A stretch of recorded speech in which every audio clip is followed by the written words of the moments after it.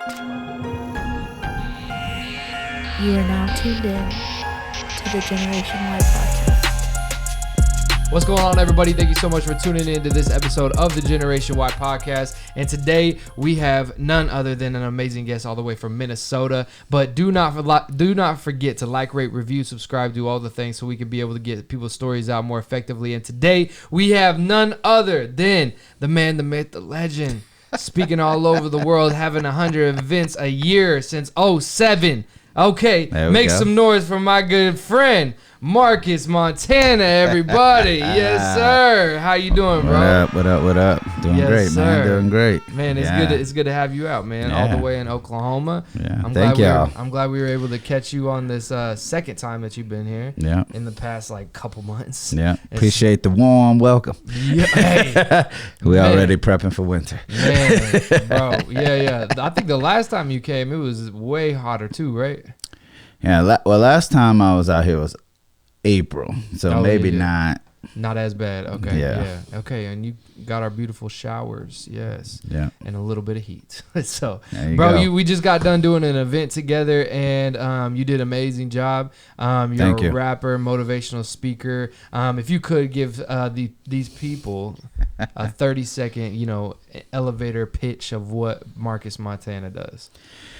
Okay, what I do versus who I am. Let's go. So I guess my job is inspire. I always say I come to challenge or to encourage, because some days we need a hug, some days we need a kick in the behind to keep it moving. So whether you need to be challenged or encouraged, that's what I'm here to do today, to help you be the best you know. And so I believe there's a level of greatness in all of us, but we all don't work to achieve that, so if I can inspire you to do that, that's my hopes, That's what's up. So And what are the ways that you do that for the people? I do that through some hip-hop music, through some speaking, just handing out hamburgers in the neighborhood. Whatever needs to be done, So that's what's up, man. And you're from Minnesota, so for one, tell the people what brought you to Oklahoma. Okay. Both times, because we could talk about these both events that you did, and it was dope for both of them, honestly. And so, and then what's it like in Minnesota, man? All right, cool.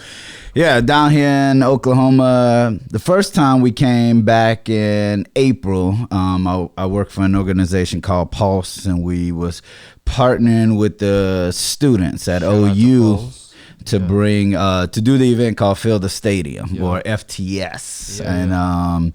And so at OU, first event, or only third, I guess, in history outside of a football game to happen inside that stadium. And that was huge. Y'all had was it Chandler Moore? Chandler Moore, Kerry Jobe, and then Chance the Rapper. Chance the Rapper, that's wild.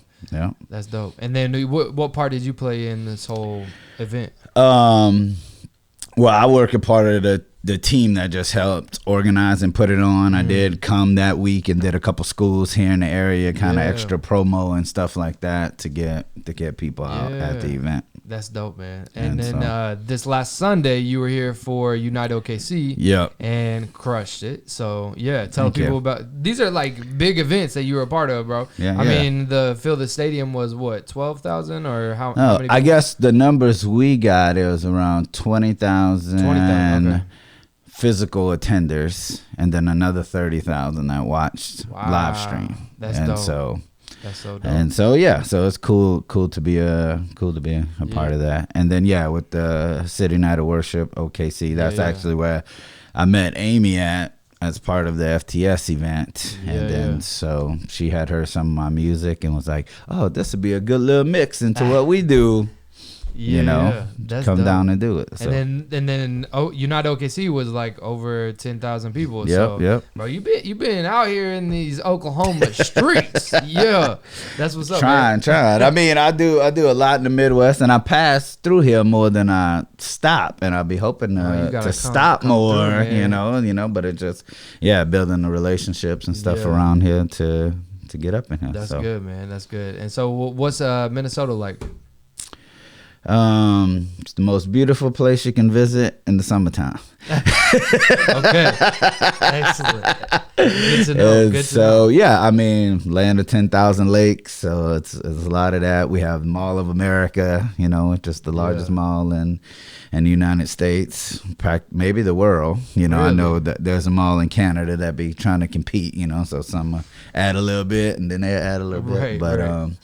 But yeah, I mean, even if you look at like the ratings on places to live, we always got a few spots that's up in top 5, top 10 places to live in the United States. So let's go. Okay, that's dope, man.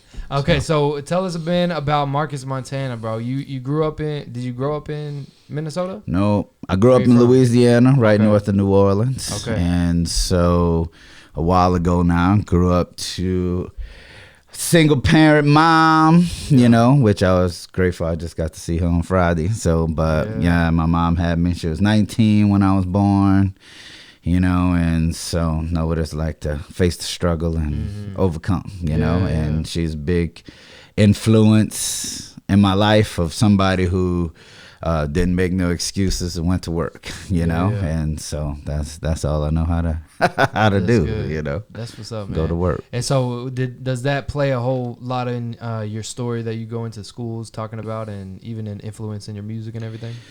Yeah, some. I mean, I tell a lot of my story, or to relate to young people and different things like that. It's definitely a motivation of why I do, because of a lot of places I go in a lot of rehab facilities, prisons, mostly, even that, because like my dad, when my parents separated when I was 3, still to this day love alcohol more than anything, and then I was like, if I can be an example or help somebody in their recovery, I want to do so, and so how's he doing right now?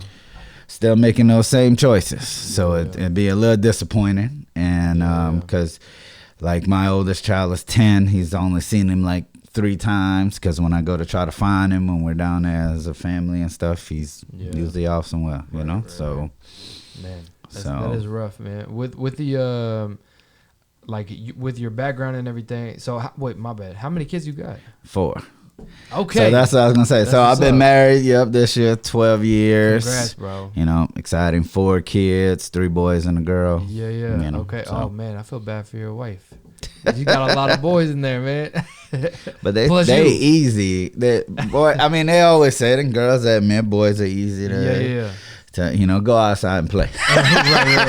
Right. Definitely. I feel that. I've got a 5-year-old, so and I say it all the time, and he's about the same size as I am. So he's pretty dope though. So that's awesome, man. Congrats. 12 years. That's so dope. Thanks. So being this is a cool perspective too, because I don't usually get to talk to motivational speakers that go into schools. You know what I'm saying? And so but like for you, because I've got a perspective as well, but like now you going into school speaking to kids, and you have kids. You know what I'm saying? What kind of passion does that shift in you, or did something change whenever you started having kids and seeing them grow up, and you're like, dang, I'm gonna go hard now. You know what I'm saying? Like, I kind of been out, with my schedule and stuff, but now, like with anything, because people can hear you go into school, they can hear you talk, and then whether they got something out of it or not, but you go, maybe they'll follow you on social media or something, you can connect, but your kids is watching how you live every day. Right. What you do on a daily basis. And I think, the consistency, and I think that's what helps us in raising our kids, and I think disciplining our kids is more inconsistency than say spanking them. And so, but so okay, I feel you, man. Because even whenever I had my son, I was like, it was different whenever he was a baby, but like whenever he started growing up, and even now, I'm like, yo, this is wild. This like I'm seeing you know, my kid and all these other kids, and it's like, so it's a challenge because you know we try to keep our kids in a wholesome environment, but when they with the kids in the neighborhood or the kids at school, and you know they'll come home saying certain stuff, and you're like, you know, we don't talk like that here, right. And so where you get that, well, this person will say, and they'll say it not even knowing what it means. I'm not their parent. Have you ever said that one yet? No, I mean it's cool sometimes because I mean, to be honest, I'm one of the only dads in the neighborhood, you know. So it was crazy. Just one day, just pulling up to the house, one kid who was just sitting out in front of our house, and I just got out, and he was just like, "Are you like the greatest dad in the world?" And I don't know what's his context to make me say that, but I'm just nice like, just the, and in my mind, just the fact that I'm here, you know, and it's kind of those things, and so that's what I'm just saying, and I believe in speaking and in doing stuff, I believe things open up because I have kids, because people have no of a perspective, because I talk, no matter what I'm doing, I'm usually sharing about my kids, and then even they see the passion that I have for them, the love that I have for them, and some kids be like, man, I wish I had something like that. So it was crazy. There was one, I even got one adopted daughter who's older, who she just heard me sharing the story about my daughter, and her dad had passed away, so she's not like legally adopted, but we started to look at her after when her dad passed away, and like I was at her graduation, at her wedding, you know, all those type of things, and that relationship just started on Snapchat. So there was at one point I was say Snapchat dad for like 20 kids because I would then share her story, so then people would then start messaging me, because then, you know, on Snapchat is like the one place you can kind of be honest, because then it disappear, you know, where if they're honest with you, then you got all, and that's what I always mess on. I was like, I got you. Right. I feel you, man. It is different, man. You like, you know, it just hits different whenever you're talking to your kid, and then, you know, you start hanging around your kid with a bunch of other kids, and you see these kids just acting wild, and you're like, man, it's because there's not a solid foundation either back at home or whatever, and, you know, you could definitely tell, like, they want to gravitate to us, just because, like, like you're saying, it's like you're present, and then also you're intentional, you know, and it's cool, man, to just be able to take every moment as like you're just in that moment. And so, but yeah, man, that's dope, man. Congrats. Whenever you're in these schools, man, what are topics that you normally hit on? Right now I'm doing a talk that's called Somebody. Maybe you can't change the world, but you can change somebody's world, you know? Okay. And because I do my own music, I can produce music to go with my talk. That's you dope. Know So I talk some on, you know, just basically having a winning mindset or work ethic, you know, just because we have dreams or we set goals, they're not going to accomplish themselves. You know, so getting up and work. I do talk because of my upbringing, and even though we do pretty well now, I still live in the hood, you know, and I got a song that's called Crossroads, and the first verse basically talks about somebody who they're a super solid or phenomenal athlete, but because they live in the hood, they out selling dope, you know, and then, but now they're getting to the end of their high school years, and they have a choice, you know, of, should I go to college, scholarship, now with NIL deals, you know, I can actually get legal money for my talent, or because I need money now or whatever, stay out in these streets. And, you know, sometimes you find people who really like being in the streets, you know, and so making those choices, you know. I talk some about being light. Basically, you know, we deal in our society today anxiety, depression, suicidal thoughts, and a lot of those things happen in the dark. Yeah. And if we had friends shining light on what we were going through, then maybe we can get out of those holes a little faster. Yeah, man, definitely. So, that's huge, man. That's some things that we also hit on as well. So for sure. I love it, man. I love so any of these topics, do they resonate with you personally as Marcus Montana, like, with your personal story, or was there a pivotal moment of, your story that you're like really like this was my shift, or this was my aha moment or something like that? Yeah, I mean, a lot of it, and I guess when it comes to, I guess, technically the person who had the choice, like I was all-state athlete and things like that. I didn't personally sell drugs, but everybody around me did, and it was a choice. And I think what, just even going back to with my dad, what he was facing me drove me. There's like, usually when you got a parent that's an alcoholic, either you become just like them or you're far away from them. And I think that one reason is what kept me far away from it, even though I'll still be out there hanging in the streets, but I wasn't doing those things, Right. So Gotcha. So becoming a motivational speaker, man, like, I mean, were you doing music before that, or which one came first? I guess it's hard to say. I mean, I probably wrote my first song when I was 16. Okay, yeah. That I know, that I can remember at least formulating. It was about the Super Mario Brothers. For real? Oh, that's dope. Do you remember? No, before, I guess, when I got serious, that song I was in 3rd grade that I wrote. So I knew I had a passion for music and stuff, but just kind of where I come from, a little background. Like when I was going into high school, only 15% of the people from the town I grew up in would even graduate high school. Oh, wow. So it wasn't even, like vision was definitely not big. And so you kind of going through life and you start evaluating things and stuff like that. And you're like, man, things gotta be a little different, or how can we do things different? You know? Man. So.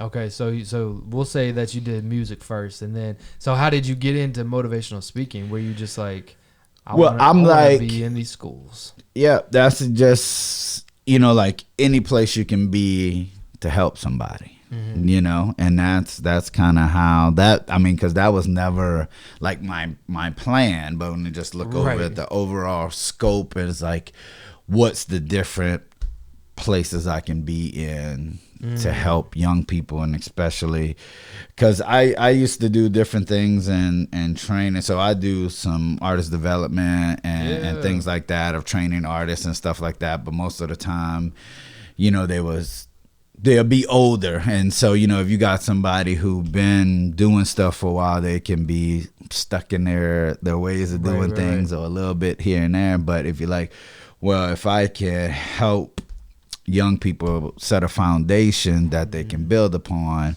then that'll save a lot of heartache, troubles, trials for them. That's dope. Do you remember your first motivational talk?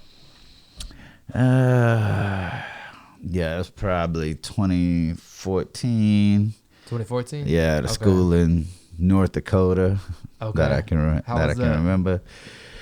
Was it Bismarck?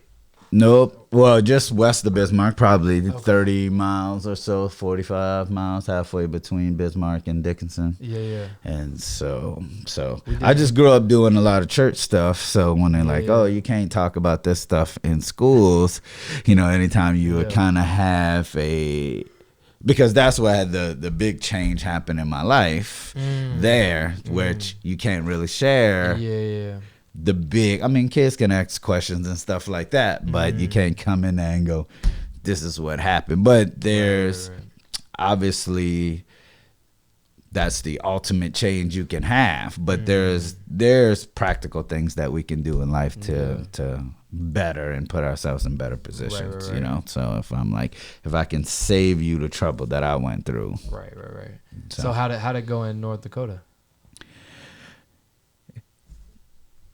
I had some people there who was seasoned, so where I would like get stuck or something that'll jump in or okay, that's good. That's what's up. What's been the most wild? I'm gonna ask a couple more questions about the motivational speak because it's just a fun time. We've been in it for past 6 years too. So, yeah. But like, what's been the most wild experience you've ever? Have you witnessed anything crazy?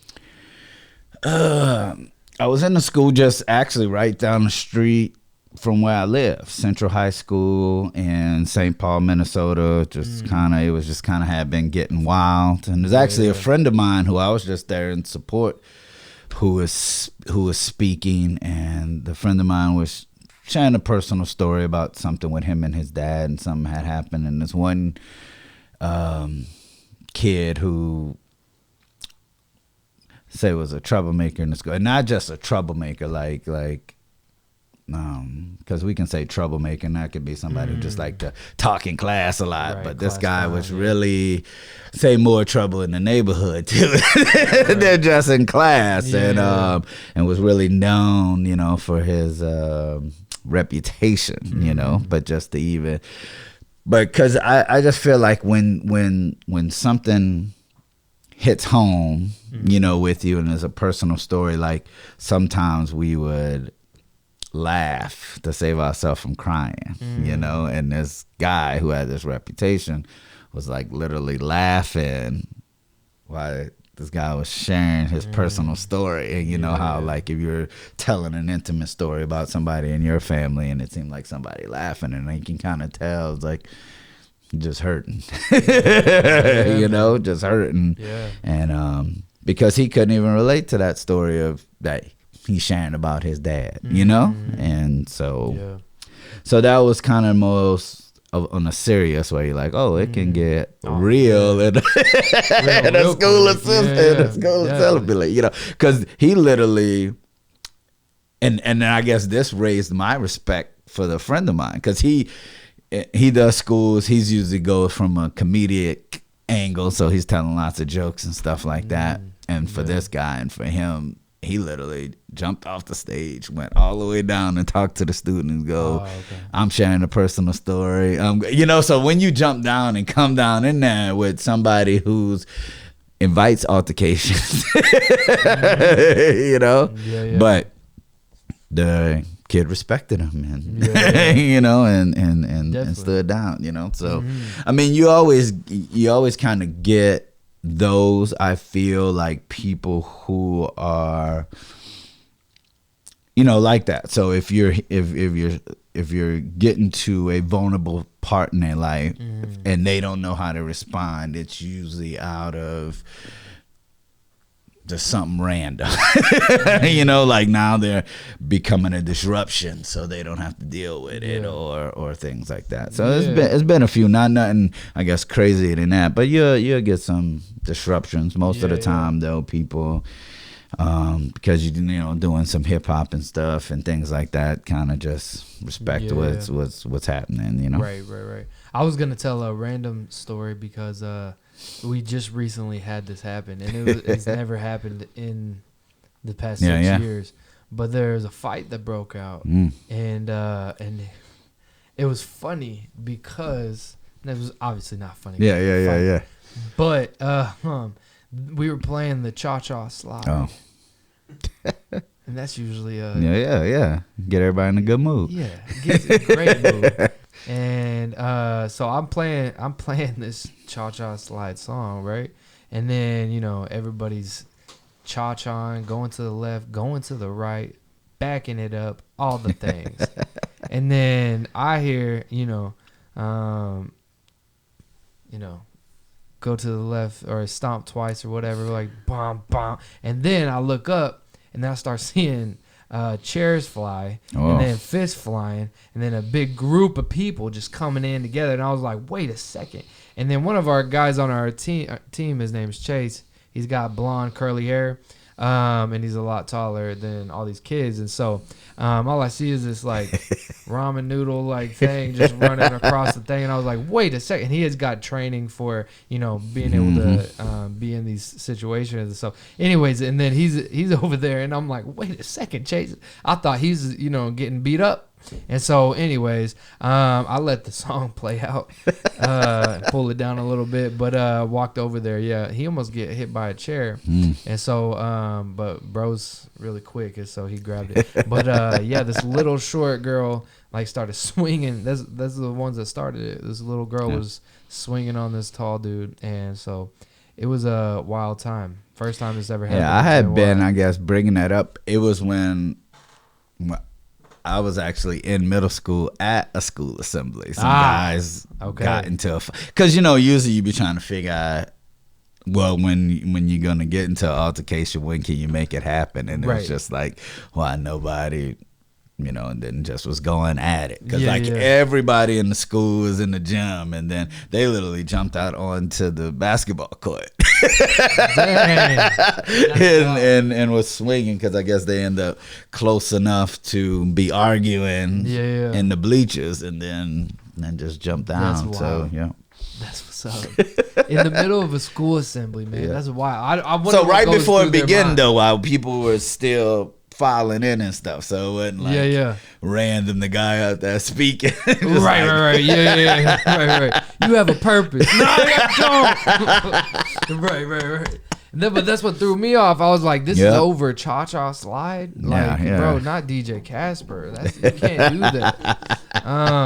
But yeah, man. So anyways, but yeah, it's just, there's so many amazing stories doing, motivational speaking in general. You can go from the life impact side of it. But I've been noticing like how it's been affecting me, personally and stuff. And so, do you ever see that sometimes, like how like you show up to a school and you're there to impact some people, but somehow they in turn start impacting you? I think most things like that happen. You try to go overseas to help, in an orphanage or something like that, and it just kind of changes your perspective and things like that. But yeah, in the school especially, because I had a pretty tough upbringing, but now on the other side of it, you're like, oh, they going through it, so it just teaches us to be a little more grateful, thankful for what you got, the life you live, those type of things, So that's good. That's what's up, man. So how's the family love you being a motivational speaker, man? I think, getting at an age now, they like what I do. They think it's cool what I do. But now with the kids getting older, can you be home a little more? But it's like, you like to buy those things you like to buy. So I got to work. right. Definitely. I feel so it's definitely I guess trying to have a balancing act on how much you're out and then how much you're at home, because then it doesn't care how much you're having a positive impact on other people's kids. Right. No, that's real. That is real. And so what's the plan, man? What's the plan for your next studies coming up? Are you dropping any new music? Where's your next show's gonna be at? All the things. Yeah. So I move around quite a bit. So I try to stay active, and when it comes to performing, doing anywhere from 8 to 12 things a month, or 8 to 12 appearances, whether that's schools, concerts, whatever, just trying to stay active. So and this is like the busy season right now. Just getting into when it comes to school season. Right. I felt like summer was busy with camps and summer festivals and those type of things, outreach, community stuff. So I'm in Minnesota. We only got a short season to do stuff outside. Right. Definitely. And so, but yeah, I'm here in Oklahoma. A couple more things, schools, teen challenge, and then next week we're doing like a block party kind of fall type thing in a Hispanic neighborhood. So I'm partnering up because I'm helping organize it. I got Hispanic hip hop artists, Hispanic pop group, kind of reach that community over there on the east side of St. Paul. So that's good. That's what's up, man. Well, we need to come out there, man. Anytime y'all got any events you want a big group to show up, let me know. I'll be doing school some point next week. They call me, ask me if I come with Reggie Dabbs. You know Reggie Dabbs? I do. Doesn't he play? Does he still play the saxophone? Yeah. Okay. Yeah. Does he do his internship still? I actually don't even know. Okay. I can ask him that next week. But one of the guys who I just ran into who helped organize a lot of the school assemblies in Minnesota, he's like, oh, I got Reggie coming out. Gotcha. Because now what they've been doing, I mean, he has his own music element with the saxophone, but with the other speakers, depending on where they're at, they were bringing like a band or something like that. Because that's even, some areas where it's like these kids will never see a live band in their life, and so having a full band at a school assembly, it's kind of cool for them and stuff. Definitely, because everything is now we're taking over DJing hip hop. Definitely simpler. Definitely, man. That's why I love how we set up our stuff too. Is like these people don't get any type of show like that. Yeah. You know what I'm saying? And so a lot of people are just used to I don't know, like. A very bare minimal thing, and so a lot of them now they only see it just on their phone. So it's just being able to see something live in person, Yeah, definitely that too. Yeah, man. So, but man, if you want to tell these people where they can find your music at, and do you have any music that's about to drop? Well, so I got I've had the songs, but I've never dropped. The project actually be called Somebody. Yeah. And that'll be so when I'm out doing hip hop I go by True Server. Yeah. This will actually be the first one under my name, Marcus Montana. This project will be out under that because it's specifically for what I do in schools, even though I would do them wherever, so for sure. Okay. That's what's up. So tell the people, man, this is you right here. So if you want to tell the people where they can follow you at on all your accounts, and then also leave them with a motivational tip, man. Motivate these people, bro. There you go. Yes, sir. So for my main music socials is at True Server on everything, TRUSERVA, or Marcus Montana on Instagram. That's _Marcus_Montana. And then music on everything. And then my motivation would just kind of be there's a purpose out there that you specifically is called to fulfill. Not nobody else can handle it. And then there's actually people out there who's dependent on you to walk out the plan that was meant for your life. And so I'll say inspire others, be the light that helps people to see, That's good, man. All the way from Minnesota, bro. Thank you so much. I appreciate you coming through. Yeah, thank y'all for having me. If you need anything too, and we'd love to connect even further, bro. So I need to come down here in January. Nah. For real. When we January, February, when we -40. Oh yeah. For sure. Yeah. We'll be a little bit more chilly or warmer than that for sure. -40, 18 inches of snow. Yeah, dude. You need to come get an Airbnb down here. What? That's wild. We'll have Taylor scoot over, right? You got an extra room? No. Yeah, perfect. Well, maybe that's when y'all should come visit. We'll pray about that one. Yeah, we don't have too many hills for skiing, but somebody can pull you down the street on the 4-wheel on the tube. Oh, perfect. That's all you need, really. Country. Yeah, that's dope, man. Montana, I appreciate you, bro. Thank you so much for coming out, and we'll see. We'll definitely have to make it up there. So for sure. Summertime though. Come through. Yeah. Awesome. Thank y'all so much for tuning in to this episode of the Generation Y podcast. Do not forget to like, rate, review, subscribe, do all the things so we can be able to get Marcus's story out more effectively. Thank y'all so much for tuning in. We'll see y'all next time. Peace.